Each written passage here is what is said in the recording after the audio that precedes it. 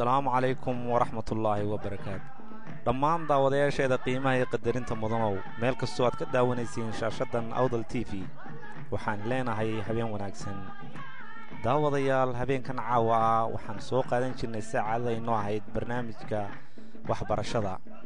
haddaba gobolka Awdal oo dhaqdhaqaaq waxbarasho aad u fara badan ay ka socoto horena loogu yaqaanay. haddaba barnaamijkeenan caawa waxaan ku soo qaadan doonaa ururka Ayoodha oo shahaadooyin guddoonsiiyay 112 arday oo ka qalin jabiyay 8 xirfadood oo kala duwan. waxaana ka soo qayb galay barnaamijkan xafladan qalin jabinta aan idhaahdee mas'uuliyiinta gobolka.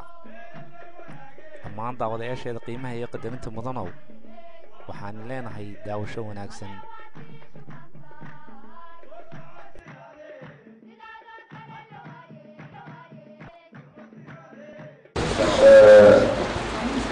marka waxaan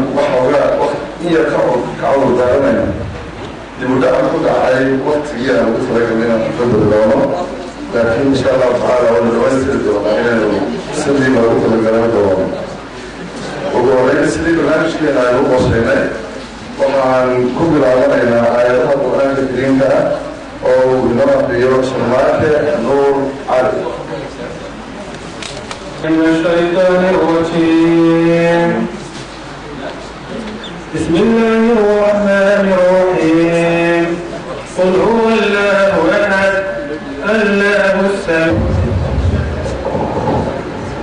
قل من السيئات والضرار إن صدق الرسول الكريم ونحن على ذلك من الشاهدين. وما سيئ أرجع الشمال آياتنا والكريم وزمان المباركين. waxaan ku xigsiin lahaa waqtiga aynaasano oo aada iskaga kooban inaanu ku soo dhoweeyo maamulka guud ee Ayoodha Master Siyaad Qamar Cali oo inaga eran doono oo xoogay kamida ah xafiiskooda iyo sida loo soo dhoweeyey.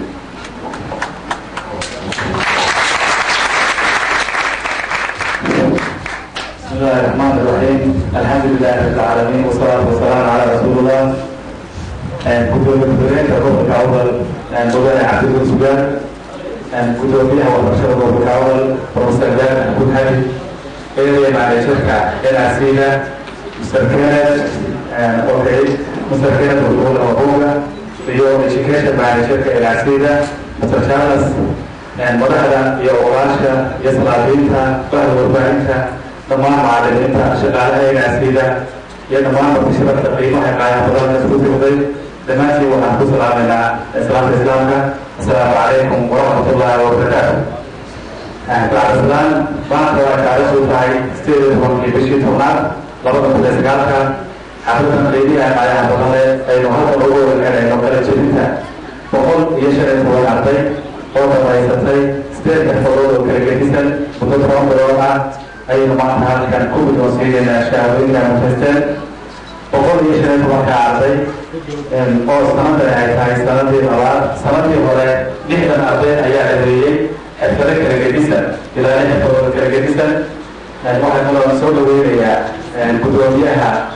degmada Boorama Mr. Cabdiraxmaan Shilabe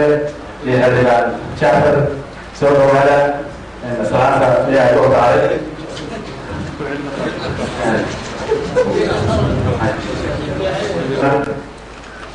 gudoomiyaha degmada Boorama Mr. Cabdiraxmaan Shilabe gudoomiyaha waxbarashada gobolka Professor Maxamuud Xabib managerka waxbarasho iyo education managerka inaasiya Mr. Charles Uhe iyo madaxda oqaasha salaadiinta macallimiinta iyo nafsashada بعد وفاهمة تماسي محلناها السلام عليكم ورحمة الله وبركاته.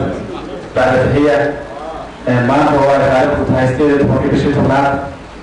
الوحي إنه هلكن وقد بعدين إلى كلام شديدة الكلام شديدة بقول يشيل تمام عطين أو لما يستري استري فضله كلام جديد أو حتى لا تسمع العادة أو كلا برامجيتا أما بيجلسها ما يستري أما هو يقام تعتمد كابتن فريقة أما الله يقام بشارة قيد صليتا qaybta la yidhaahdo TPA traditional period literacy waa umuliso waa kakaalooyin umuliso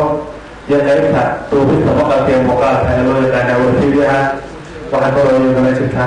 qaybta la yidhaahdo almoniumka waxaa kaloo iyaduna jirta qaybta computer secretariatka 110 arday waxay ka mid ahaan 120 arday oo sanadan la qaatay bishii tobnaad ee 2008 waxaa iyaga ka horeeyey 60 arday oo sanadii hore iyaguna dhameeyey 6 todoba kala gedisan qobaashii waxbarashada inta ay soo socotay macallimiinta dadaalka samaysay hay-adda maalgelisay mashruucan oo ay maalgeliso hay-adda SIDA Swedish International Development Agency waxaa wada fuliya NRC oo Norwegian British Council oo wax badan ka qabto waxbarashada Somaliland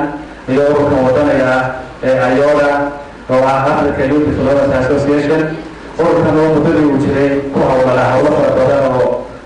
loogu adeegay bulshada oo ay ka mid yihiin wacyigelinta caafimaadka oo ay ka mid yihiin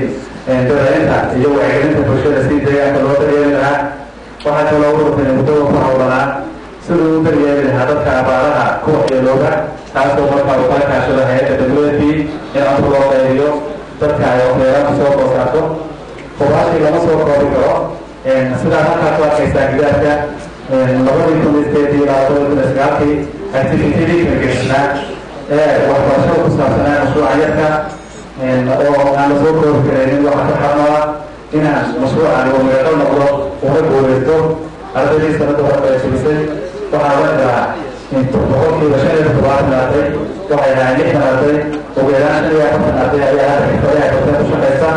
kuwa hadda nala joogaan iyagoo aan la jebanin iyagaa kuwa shaqada helisleen oo macallimiintooda ay geyn jireen meelaha farsamada labareed ee ka socoto waxaana aada u faraxsanahay ururka AYOLA oo iskaashi dowla leh Dalkis Enterprise oo ah moogtahay warshad weyn magaalada ugu weyn ee ku taala Boorama oo laba xirfadood oo kamid ah ardayda waa ku horeeyeen Ismaaciil Daawud waa maareeyanka iyo wadaadii cabdihaadi aad u mahadsan yihiin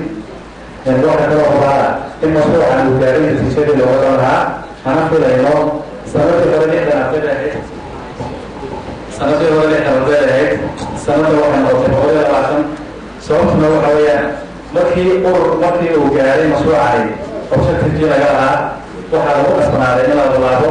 weliba waxaan filayn macalinka isagoo weli qalinjabinta aan la gaarin ayaa codsiyada iyo arjiyada ardayda wiilasha gabdhaha waxbarashada doonaya xafiiskii ugu yaraan waxaa soo gaaray ilaa 50 codsi oo wiilal iyo gabdhaha waxay taasi ku tusinaysaa ahmiyadda uu mashruucan leeyahay ama sida baahi badan loogu qabo in xirfado kala gedsan dadka dhaalinyar dadkii ku dheeraan maayo mashruucan iyo gelisocodkiisii waxaan kusoo dhaweynayaa oo iga dambeyn doono qaadaan dhigi doonaa waxbarashada ardayda la doonaya faa'iidada lahayd iyo nambarka ardayda kala gedisan ee ka qalanjibiya xirfadaha kala gedisan anigu waxaan ugu soo qoobayaa